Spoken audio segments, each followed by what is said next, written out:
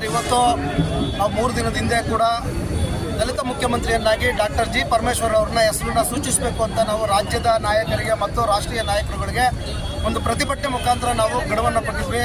ಆದರೆ ಇಲ್ಲಿ ತನಕ ಡಾಕ್ಟರ್ ಜಿ ಪರಮೇಶ್ವರ್ ಅವರ ಹೆಸರನ್ನ ಗುರುತಿಸುವಂಥ ಕೆಲಸ ಯಾರೂ ಮಾಡಿಲ್ಲ ಅಂತ ನಾವು ತಿಳ್ಕೊಂಡು ಇವತ್ತು ರಾಜ್ಯದ ನಾಯಕರುಗಳಿಗೆ ಮತ್ತು ರಾಷ್ಟ್ರೀಯ ನಾಯಕರುಗಳಿಗೆ ನಾವು ಒತ್ತಾಯನ ಮಾಡ್ತಾ ಇದ್ದೀವಿ.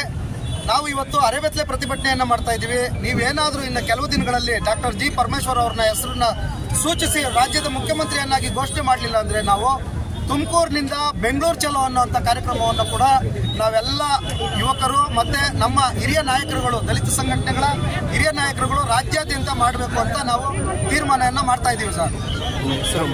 ಮೋಹನ್ ಕುಮಾರ್ ಅಂತ ಮೊನ್ನೆ ಒಬ್ಬರು ಶಾಸಕರು ಹೇಳಿದ್ದಾರೆ ಅವರಿಗೆ ಕೂಲಿ ಕೊಡಬೇಕು ಅಂತ ಹೇಳಿದ್ದಾರೆ. ಆದ್ರೆ ಜಿ ಪರಮೇಶ್ವರ್ ಸಾಹೇಬ್ರು 8 ವರ್ಷ ಸತತ ಕೆಪಿಸಿಸಿ ಅಧ್ಯಕ್ಷರಾಗಿ 2 ಸತಿ ಸರ್ಕಾರ ಬರಕ್ಕೆ ಕಾರಣ ಆಗಿದ್ದಾರೆ.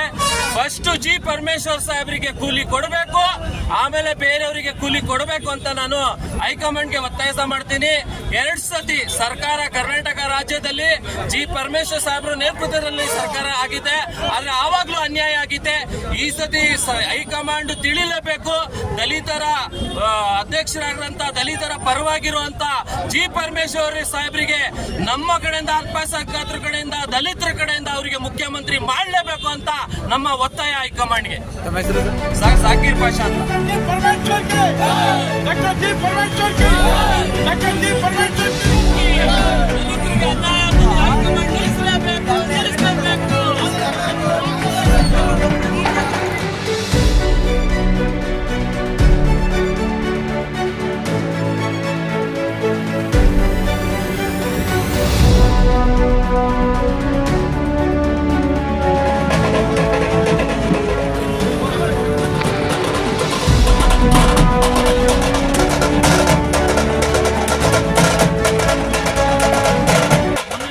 ಕಾಂಗ್ರೆಸ್ ಹೈಕಮಾಂಡ್ಗೆ ಕೊನೆ ಎಚ್ಚರಿಕೆ ನೀಡಿದ್ದು, ಅವರು ಎಚ್ಚೆತ್ಕೊಳ್ಳುವಂತ ನಿಲುವು ಕಾಣ್ತಾ ಇಲ್ಲ.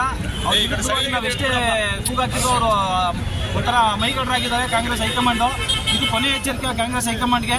ಈ ಸಲ ನಮ್ಮ ಆಸೆ ಇರೋದು ಡಾಕ್ಟರ್ ಜಿ ಪರಮೇಶ್ವರ್ ಅವರು ಮುಖ್ಯಮಂತ್ರಿ ಆಗಲೇಬೇಕು ಅನ್ನೋದು ನಮ್ಮ ಒತ್ತಾಸೆ. ದಲಿತ ಸಂಘಟನೆಗಳು ಮತ್ತು ಹಿಂದುಳಿದವರ ಸಂಘಟನೆ ಎಲ್ಲರದ್ದು ಒತ್ತಾಸೆ ನಮ್ದಿದೆ. ಆದರೆ ಹೈಕಮಾಂಡು ಡಾಕ್ಟರ್ ಜಿ ಪರಮೇಶ್ವರ್ ಅವರನ್ನ ಅಧಿಕಾರದಿಂದ ವಂಚನೆ ಮಾಡೋಕ್ಕೆ ಅವರೇ ಪಿತೂರಿ ಮಾಡ್ತಿರೋ ಥರ ಇದೆ. ಇದು ಕೊನೆ ಎಚ್ಚರಿಕೆ. ಸ್ವತಂತ್ರ ಬಂದಾಗಿಂದ ಇಲ್ಲಿವರೆಗೂ ನಾವು ಬರೀ ಓಟ್ ಹಾಕೊಂಡೇ ಬಂದಿರಿದ್ದೀವಿ. ಆ ಕಾರಣಕ್ಕೋಸ್ಕರ ನಮ್ಮ ಒಂದು ಋಣನ ನೀವು ತೀರಿಸ್ರಿ ಕಾಂಗ್ರೆಸ್ ಹೈಕಮಾಂಡು. ನಮಗೆ ಬೇಕಾಗಿರೋದು ಈ ಸಲ ಮುಖ್ಯಮಂತ್ರಿ ಆಗಲೇಬೇಕು ಡಾಕ್ಟರ್ ಜಿ ಪರಮೇಶ್ವರ್ ಅನ್ನೋದು ನಮ್ಮ ಬೇಡಿಕೆ. ಆ ಕಾರಣಕ್ಕೋಸ್ಕರ ಡಾಕ್ಟರ್ ಜಿ ಪರಮೇಶ್ವರನ್ನು ಮುಖ್ಯಮಂತ್ರಿ ಮಾಡಿ ನಮ್ಮ ಈ ಒಂದು ಋಣನ ನೀವು ತೀರಿಸಿ ಅಂತ ಹೇಳ್ಬಿಟ್ಟು ಕಾಂಗ್ರೆಸ್ ಹೈಕಮಾಂಡ್ಗೆ ಹೇಳ್ತಾ ಇದ್ದೀವಿ. ಏನ್ ಮಾಡ್ತಾ ಇದ್ದೀರಿ ಈಗ ಪ್ರತಿಭಟನೆ ಮಾಡ್ತಾ ಇದ್ದೀವಿ. ಅದಕ್ಕೋಸ್ಕರನೇ ಮಾಡ್ತಿರೋ ಉದ್ದೇಶ ಏನಂತಂದ್ರೆ ಡಾಕ್ಟರ್ ಜಿ ಪರಮೇಶ್ವರ ಶ್ರಮ ಕಾಂಗ್ರೆಸ್ ಪಕ್ಷದಲ್ಲಿ ಅಧಿಕವಾಗಿದೆ. ಸತತವಾಗಿ 8 ವರ್ಷ ಕೆಪಿಸಿಸಿ ಅಧ್ಯಕ್ಷರಾಗಿದ್ರು. ಅವಾಗಲೂ ಅವರು 2 ಸಲ ಪಕ್ಷನ ಅಧಿಕಾರಕ್ಕೆ ತಂದಿದ್ದಾರೆ. ಅವಾಗಲೂ ಅವರು ಟವಲ್ ಹಾಕಿರಲಿಲ್ಲ ಅಧಿಕಾರಕ್ಕೋಸ್ಕರ. ಈಗ ನಾವು ಅವ್ರು ಕೇಳ್ಕೊಂತ ಇರೋದೇನಂದ್ರೆ ಹೈಕಮಾಂಡ್ನ ನಮ್ಮ ಋಣ ನಿಮ್ಮ ಮೇಲಿದೆ, ಆ ಋಣನ ತೀರಿಸಿ ಅಂತ ಹೇಳ್ಬಿಟ್ಟು ನಾವು ಕೇಳ್ತಾ ಇದ್ದೀವಿ. ಸಿಎಂ ಸ್ಥಾನ ಬದಲಾವಣೆ ಅಂತ ಹೇಳ್ಬಿಟ್ಟು ಅವ್ರ ಪಕ್ಷದವರು ಹೇಳ್ತಾ ಇದ್ದಾರೆ. ಅದಕ್ಕೋಸ್ಕರ ನಮ್ಮ ಹೋರಾಟ. ಆ ಥರದ್ದು ಏನಾದ್ರು ಬದಲಾವಣೆ ಆಯಿತು ಅಂತಂದರೆ ಅದನ್ನ ಡಾಕ್ಟರ್ ಜಿ ಪರಮೇಶ್ವರ್ ಅವ್ರಿಗೆ ಕೊಡಲೇಬೇಕು ಅನ್ನೋದು ನಮ್ಮ ಒತ್ತಾಸೆ.